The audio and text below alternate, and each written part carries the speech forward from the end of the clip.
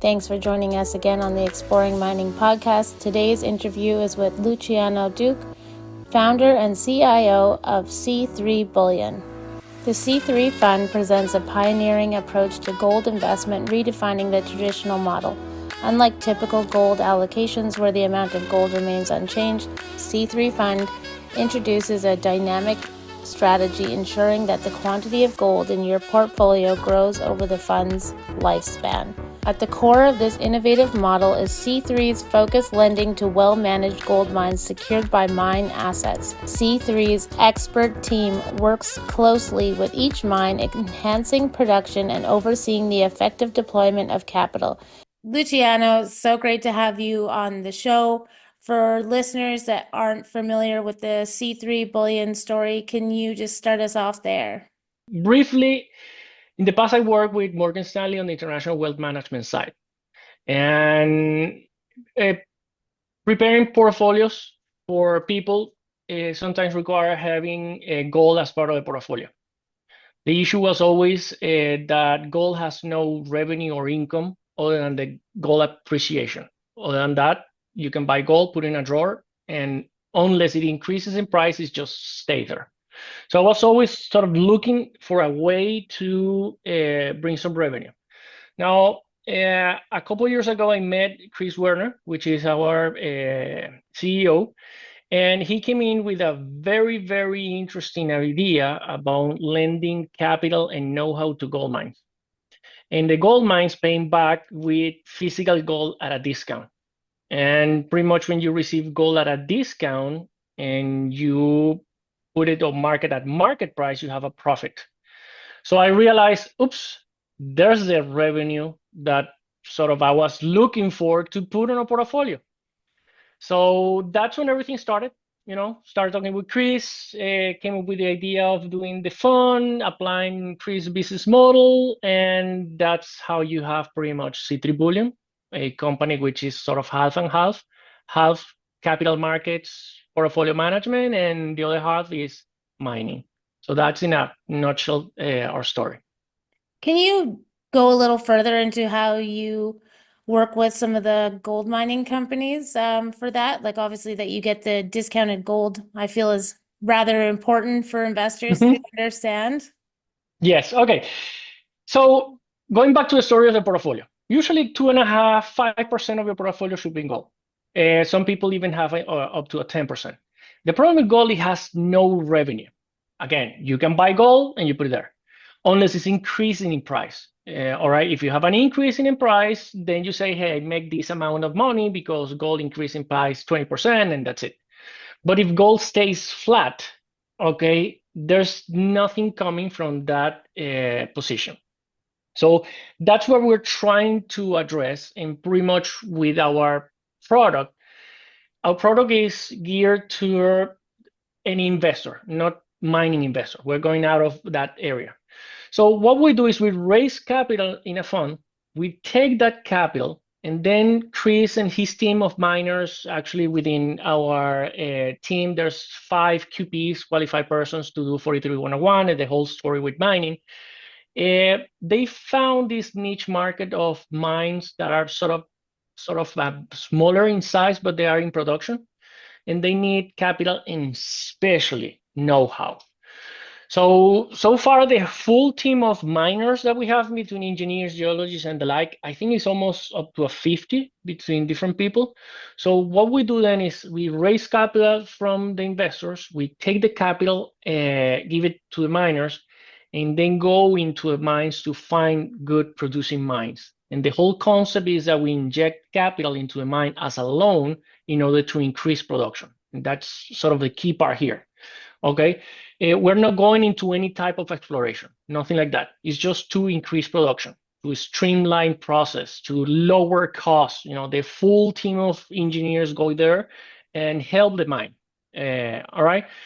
Now, the interesting part where the concept gets really interesting, or what we do different, is that traditionally mining investors go into the mines, and let's say a mine needs, just to put an example, needs $5 million. Usually mining investors come in and say, yeah, I'm going to give you the $5 million, but you need to give me half of the mine. in shares, and they get into equity. We don't do that. We just lend the money. Of course, we ask for collateral, but we don't ask for any shares or equity of the mine. So in that regard, miners are more willing to pay like a high interest rate, paying gold or whatever, because they are not losing equity in the mine. So we go in, we lend money. Let's say we do a contract, for example, for 5 years. Okay. And this is where it comes interesting. We lend the money and they need to pay us back with physical gold, because our investors, what they want is physical gold. So they're paying us back the loan in physical gold at a discount from market price. Plus, we are asking from the miners a percentage of the increase in production. Let's say, just to put, I'm not a miner, by the way, I'm more on the capital markets, but let's say the mine produces, I don't know, 10 ounces of gold, all right, per month. And we go in, we inject the whole capital, know-how, everything, and we increase the production from 10 to 15 ounces per month. So we go and sit down with the mine owner and say, okay, we increase on 5 ounces per month. We want a percentage of those 5 ounces that we increase during the duration of the loan. And here comes a key aspect. When we leave the mine, that means that the mine has paid in full the amount, okay? We don't get any shares from the mine. So for the mine owner perspective, a firm came in, lend money, streamline process, put equipment, help them to produce more. And during that 5-year term, it was sort of a partnership. And then when the partnership is over, we leave, and now the mine owner is left with a fully producing, expedite mine. So for the mine owner, it's perfect. On our side, for our investors, what they want is to receive physical gold at a discount. Okay, that's it. So what we're doing is we're taking gold out of the mine, and we are sending it to refiners to be refined, and then taking it to vaults, and they stay in the vaults. So a fund lasts 5 years, roughly, depending on the lending operation with the mine. And at the end of the 5 years, what's going to happen is sort of imagine a balance. So when the loans start, we have like a lot of notes to the mine, backed by the mine assets, but zero gold. But as the mines start to operate, they start paying with gold, and the amount of gold starts to increase in the vaults, and the notes start to decrease in value because they're paying it. And at the end of the year 5, for example, the notes are fully paid. The value is zero, but what we have is gold. So at this point is that we call all our investors and we say, hey guys, the fund is liquidating because all the loans has been paid off with gold, and where do you want to go? So we are literally sending gold to investors on this fund from the mines that has paid gold at a discount for helping them to increase production. So that's sort of the main concept of it. Is there an average discount or typical discount that you usually get to market on the gold, or is that depending on the project each time? It depends on the project. Now, sometimes the discount could be very steep, more than what people think about, because the mines that we're going are sort of in a smaller size. When you have these huge mines with huge equipment, the cost to producing 1 ounce of gold is really high. Okay. Now we're going to more smaller mines. Sometimes it's still private with lower costs. So it is a big discount. And at the same time, as we're receiving the gold out from the mine, we're stepping away from all the intermediaries, like people that ship it from the mine to the processing plant to the refiner to be refined, and then the wholesaler. We skip the whole process. So we literally take the gold out of the mine and we put it in the vault, and pretty much the investor gets to pocket the whole profit margin that usually was among all the intermediaries in the process. Now, every mine is different. Even every location is different. We need to study each mine. It's a different, let's say, a mine in the US, which is really close where the vaults are, other than, let's say, a mine in Mexico, for example, or a mine that needs a lot of security because it's in Sinaloa, Mexico. So there's a lot of, things, usual business costs are around it. But you could be surprised. The discount is very, very interesting. Good timing, as gold is now another record again today. Well, that's a surprise, honestly. When we created our fund, the whole concept was to create a gold investment that literally is backed by physical gold. If you go to GLD and the rest, you have many things like paper gold. They say on GLD, for example, only the big banks can ask for the gold allocation in physical gold. So you never have access to a physical gold. What we wanted is to create something to take gold out of the ground and deliver it to the clients. And the idea at that point was that we were able to produce a income or return on the investment, assuming gold stay flat. So we could provide a return by that discount, assuming gold flat. Now, what happened the last 1.5 years is interesting because now you have an increase in gold price, and that brings something interesting. As the gold is coming out of the ground and going into the vaults, literally you are having like a profit. You have a profit from that discount. So what happened is that gold now sits on the vault. So you literally have physical gold. That means that any price appreciation on the gold that is on your vault goes on top of the profit that you already made with the mining operation. So when we started 1 year ago, 1.5 years ago, that with the idea, the whole concept was to provide that profit regardless of the gold price. And then we have this increase in gold price, and that gold price, the increase goes on top of that profit. So yes, the margins, could be very, very, very interesting from what's going on. Are you finding that you're gaining a lot more traction in the investor space now that obviously gold has reached a high, I think 37 times this year? We had a lot of interest at that time when we were able to provide gold with revenue. That was our sort of slogan. Okay, that it changed, with the increasing gold price. But we were really successful internationally. And the whole concept is that internationally, in countries that they don't use the US dollar as a base currency, they're not used to inflation. They're used to inflation in countries that they don't use the US dollar. So they know what gold does on a portfolio. Now, when you talk about in the US, they had lower inflation in the past, so gold was tend to look out. I'm not gonna take it into account. So that was the concept. So internationally, we had a lot of success. Now, what happened on the last year and a half, it pretty much opened the door in the US.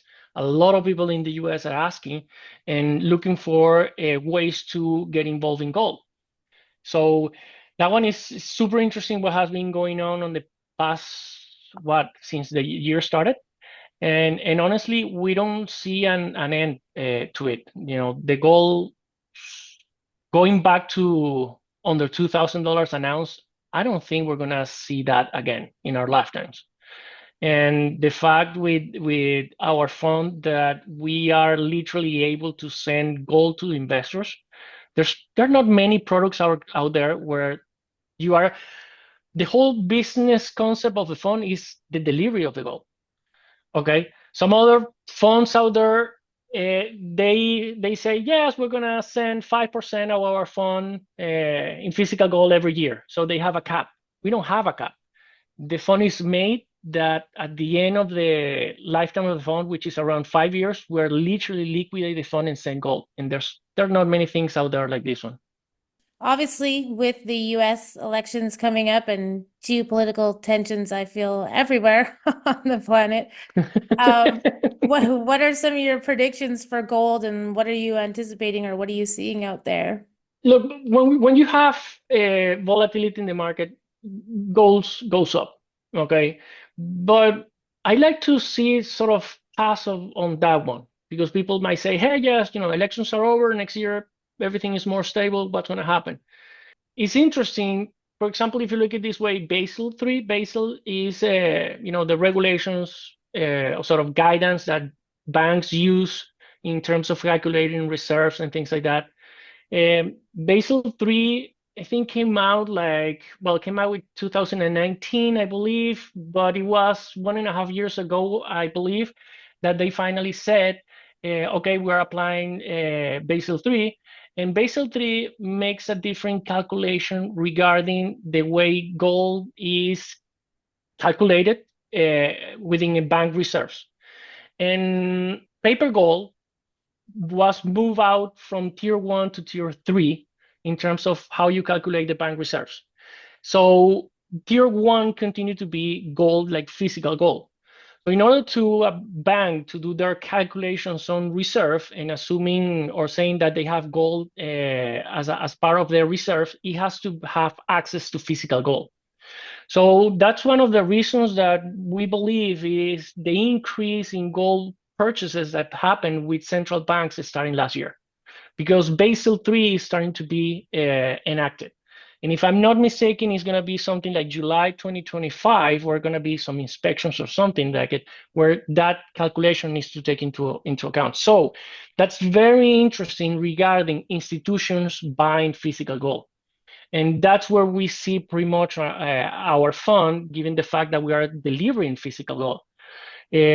To give you an idea, even KPMG, the custodian for the gold would be Brinks, and KPMG is going to be the auditor of the fund. So literally, banks can say, "Hey, we own C3 Fund. There's so many ounces stored in a vault in Brinks, audited by KPMG," so they can use that as a calculation. So I don't like to bet, to put a word on it, on what's going to happen with volatility and more elections or whatever, more wars, because I don't know it. But what can I tell you is, with that aside, just by what's going on with inflation, Basel III, and the like, we are going to continue seeing an increase on physical gold, not simply the paper gold. Now, if you put on top of that all the volatility, yeah, it might be really, really good for gold.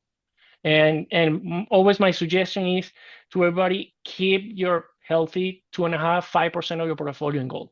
Just curious, what is the criteria for investors that come into your fund? Is that like hedge funds or accredited investors, or how does that usually work?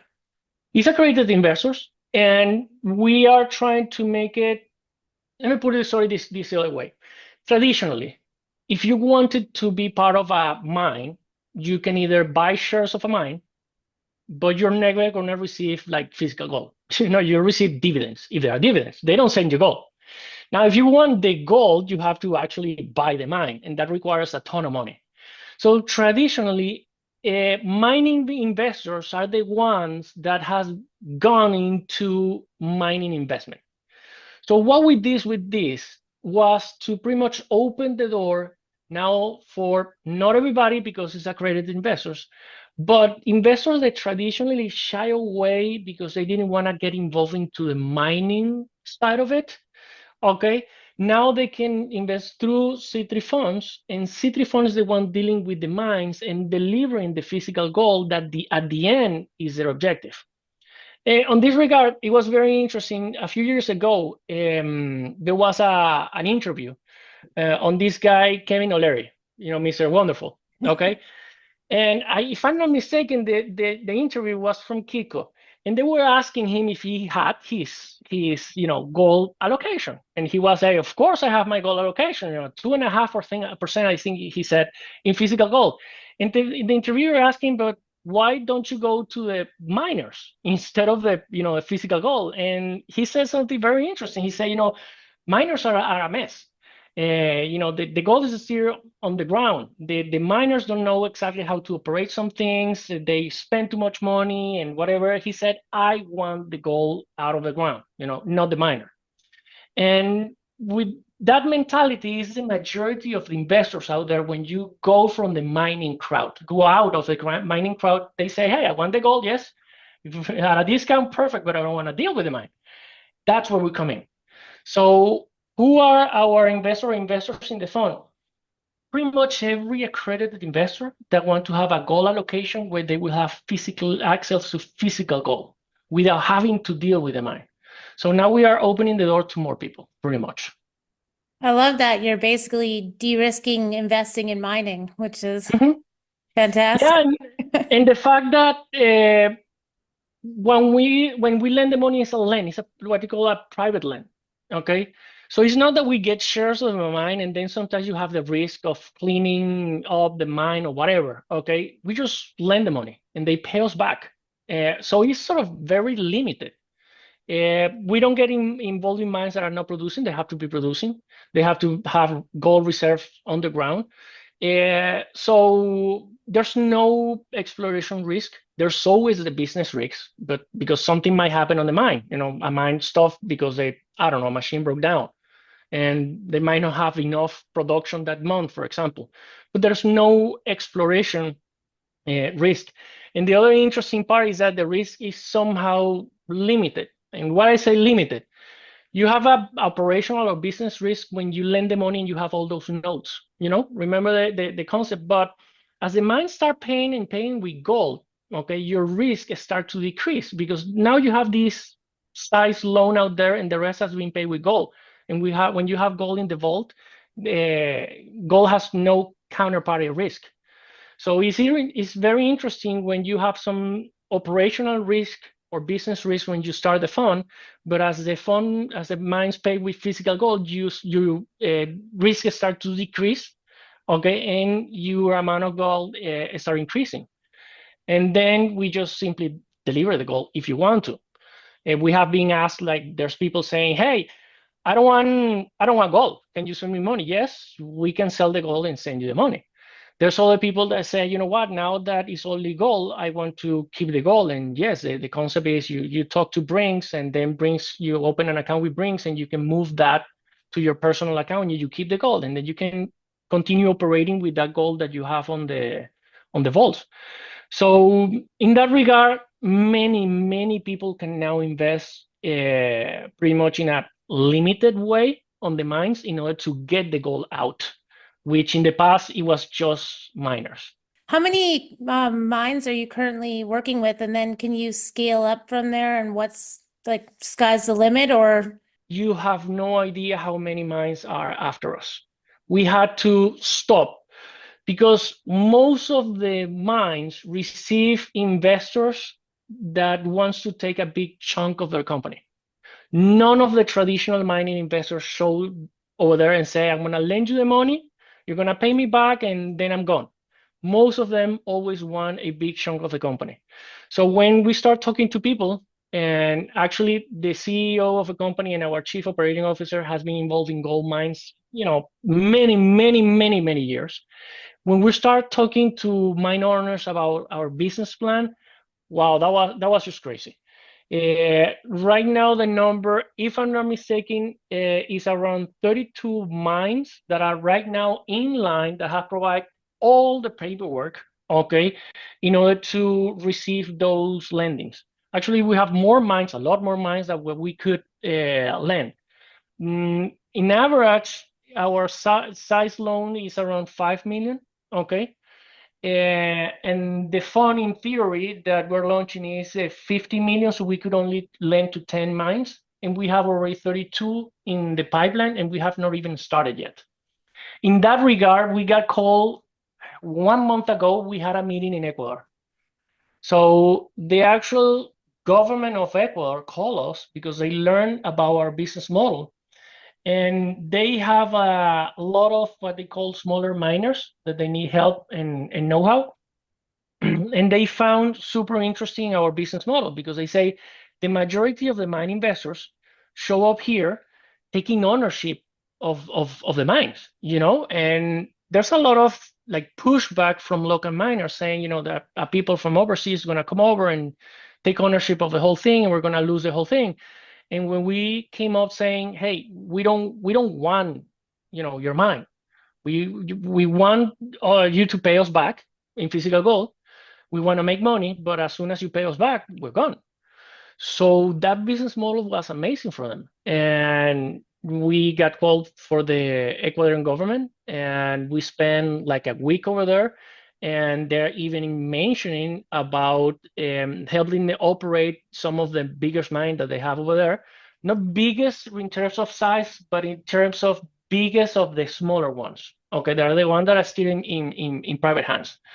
So honestly, the response from the mining sector, the mining owners, has been amazing. We had probably a few pushbacks from the traditional mining investor who almost hate us.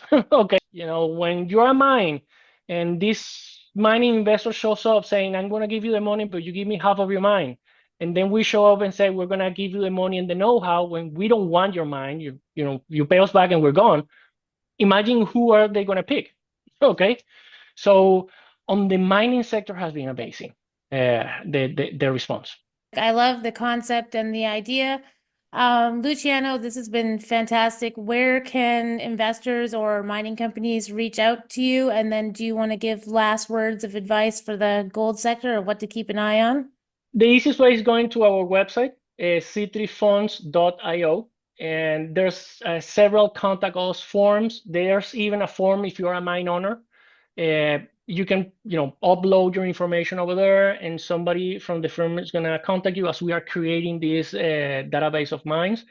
If you're an investor and you're interested, going to the website, we are even at this point creating the distribution network, and you're going to be seeing on our LinkedIn some posts regarding looking for broker dealers around the world in order to start working on a distribution for the fund.